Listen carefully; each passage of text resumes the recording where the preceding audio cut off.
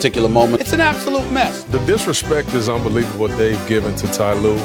He's a championship coach. It's pitiful, man. Here's what LeBron should do. Okay, y'all don't give me the coach I want, trade. Who's your GM? Rob Pelinka. What's his executive experience? He's an agent. Hearing the name Linda Rambis. I know Kurt Rambis. I didn't know anything about Linda Rambis. You can't make this up. You can't make it up. You just can't. That was Stephen A. with us yesterday. It leads us to sneaky Hembo time. Ryan and Woj, who coached the Lakers the last time they won a playoff series? Go for it, Woj. Mike D'Antoni. The actual answer is Mike Brown. Mike Brown. Mike Brown was the head coach in 2012 when the Lakers beat the Nuggets in the first round. They have employed 4 head coaches since and are looking for a 5th. The happiest man in America going into this weekend is Hembo, who lives to stump all of us when it comes to his trivia. We'll have Richard Jefferson. It's coming in here in just a moment. But in the interim, look, we just sat here and talked about how it is maybe not the most consequential thing in the world who the next head coach of the Lakers is. And I agree with you, but they're going to hire one. Right. So you're reporting that they're meeting with Vogel. Where are we in this coaching search? Well, but you're right, Greeny. It is consequential. It is less consequential than who is running the organization.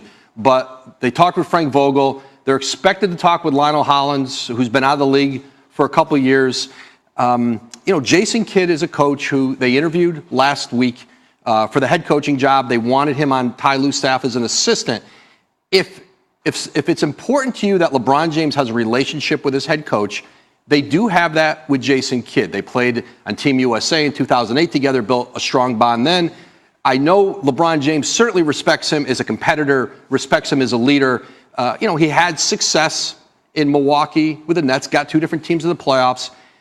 It'll be interesting to see if they turn back to Kidd to have more conversations, because this is a pool of candidates right now that they're not winning the press conference with this hire right now with whoever they hire. The Kidd one, I think, would scare Lakers fans, and I'm not even saying that's fair, okay? Because what would you do as a fan base? You would look at, okay, well, what has he done? The Brooklyn thing was weird because it was a power play. So then he bounces out of there. He goes to Milwaukee. And you're like, okay, cool. They get to the playoffs. And then Budenholzer comes in, and it seems like a completely different approach to the game. Right. And it's just made the whole thing better. Yes, the roster's better. They did a better job with some of the role pieces. But if you're a Lakers fan, I'm not saying Kidd's a bad hire. I think that's what a lot of fans would do. Right. Here's the thing. Mike Budenholzer is a better coach than Jason Kidd. Mike Budenholzer is probably a top 5 or 6 coach in the league. Well, you've got to have 25 other coaches in the league. That doesn't mean Jason Kidd can't be a head coach in the league. It means he's not as good as Mike Budenholzer. Lakers can't get Mike Budenholzer. I mean, that's living in the real world. So let me ask you this, because the part of this that I think would confound me if I were a fan of that team is you just said it's consequential who the coach is, but not as consequential as who's running the organization. But do you then hire the coach before you decide who's running the organization? Isn't the person who's running the organization the one who should decide who the coach is going to be? Rob Pelinka is running the organization. Rob Pelinka is the GM. That's not changing. So they have said it's not changing. Now, it's not changing until it changes. Now, if we get to July 15th and they strike out in free agency and, there's more protesters outside the Staples Center, which I saw there were going to be some of those. Yes. And their fan base reacts, then maybe Rob Pelinka's job is in jeopardy. But right now, he's the guy running it. He's running the search with Kurt Rambis. And so he gets to hire the coach. The thing is a complete mess. There's no question about that. And so as we continue to wait for Richard Jefferson here, I would just turn to you and say, that is not a joke, by the way, what he just said. There's a radio station in L.A. that's trying to arrange some sort of protest. Not the ESPN one. And that is only as significant as you want to make it. But it is an indication that the fans are they're revolting. And you live in L.A. now, and I know that you have been struck by just how overwhelmed the fans of the Lakers are by what a disaster this has become. I'm actually impressed. The West Coast gets such a bad rap now that I, call it home, even though, I don't think I'm ever going to leave the Northeast as far as the way I grew up. But, you always think, the Northeast, like, we're the ones that care the most. We take it the most seriously. We're the most emotionally tied to the whole thing. The Lakers are right there. That Lakers fan base is right there with any fan base's passion I've seen anywhere in the country. All right, let's get to the Rockets and the Warriors, because, again, that game is tonight. It's on ESPN. It feels like it has everything in the world at stake. And we made this point a little bit earlier, Ryan, and I think it bears repeating, that James Harden this thing is now so set up for him to completely rewrite the narrative of his career, right? It is sitting there for him. He's a guy who has been brilliant in the regular season. I believe he should be the MVP again this year. I don't think he's going to win it, but if I had a vote, I would have voted for him. And to your point, his season was so good, it made us forget his failings in the postseason as recently as last year. That felt impossible a year ago, and he did it. And so here it is now on a silver platter for him with no KD available for Golden State. It feels like this is the moment for James Harden to completely rewrite his own personal history. Yeah, I think rewrite is a really interesting way to phrase it, because I've always felt like in doing this job that we do this thing where we get like really soft when you win, because the blemishes are real. Those are there. A guy like Chris Paul, who I've always stuck up for, I'm like, man, more often than not, he played great and the team lost, or somebody else ended up getting hurt. Where Harden, he has last year, he has that Spurs game in an elimination playoff round a couple years ago. He has the comeback where he wasn't even on the floor against the Clippers. We've been over all of these things. Those things really happened. That's really who he was.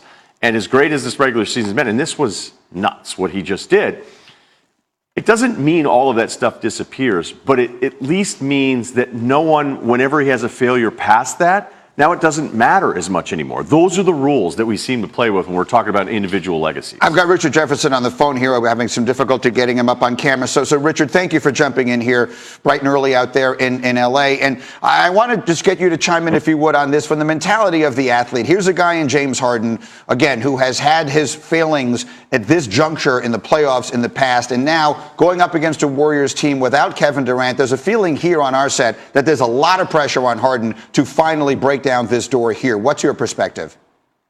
Well, there's a lot of pressure, but there's also a lot of opportunity. You know, even when we were fortunate enough to get, our championship in Cleveland, you had the Draymond suspension, you had the Bogut injury, you had Andre Iguodala with back spasms.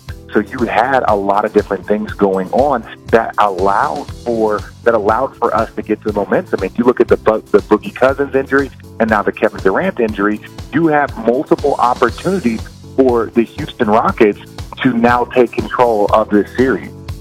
I guess the point would then be on the flip side. If they don't, after what was your point, Ryan, that they released or they put together a report and then leaked news of a report about the officiating after game last one. year. I mean, that was their own report that they leaked. All of that stuff, after all the talk that has gone on, if they don't do it now, then what exactly is the narrative with a guy like James Harden? Well, I don't think that the narrative changes. I just think the narrative becomes worse, right? I think the narrative will always be the same. Can they win the big one? Will there be excuses? And yes, Chris Paul has always been hindered.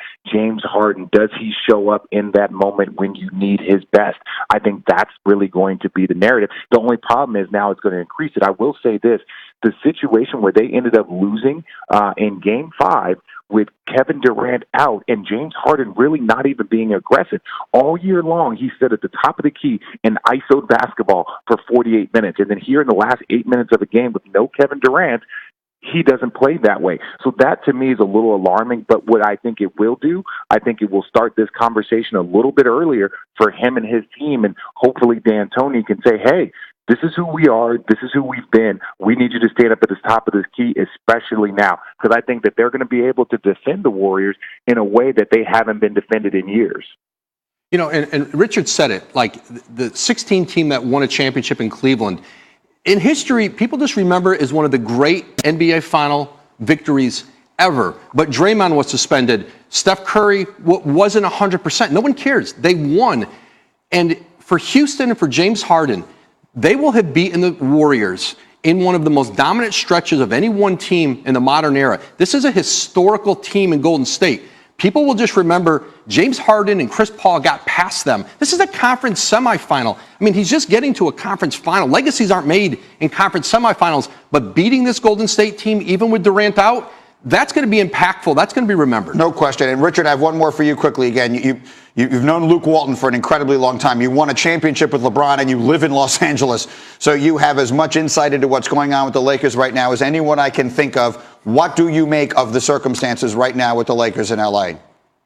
Well, I think it's more sad. I think it's more sad than anything. I think this is one of the great franchises in all of sports in the entire world. And we don't know exactly what's true. You hear a lot of rumors, but the more rumors you hear from multiple different places, from multiple different people, whether it's the involvement of the Rambuses, what's going on with Rob Pelinka, the exit of Magic Johnson, it just starts to look like this is not. They need to take a step back and really evaluate. And I think somebody said it best. The Lakers, people inside the organization just feel like, oh, everyone outside of us is just hating on us. It's like, no, everyone outside of this is mocking you and very, very confused by everything that you're doing. And I've said this all along. If you don't have people in a position that have ever done this job, you need multiple people around them that have done this job. And right now, you have Jeannie Buss, who is a brand new face of their franchise. She's been involved with them since, she's been born.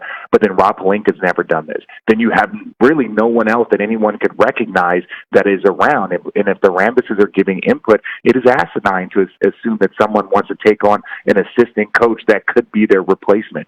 It's asinine to ask a coach to just come in that's won a championship and been to an NBA Finals and only take a 3-year deal. It's asinine to do all of these things and think that you're going to get the result that you want. Yes, you are the Lakers, but your money is the exact same as a lot of other people's, right? And so you're going to have to bring it the right way. It's really well said. Richard, thank you, my man. Thanks for getting up. I'm sorry for the technical problems that we had here. It's great to hear from you, and we'll see you again soon. Have a great weekend. Meanwhile, we'll take a quick break here as we continue. Another player who has heard himself criticized heavily, fairly or unfairly. One of his teammates has come to his defense, the defense of Kyrie Irving. Next.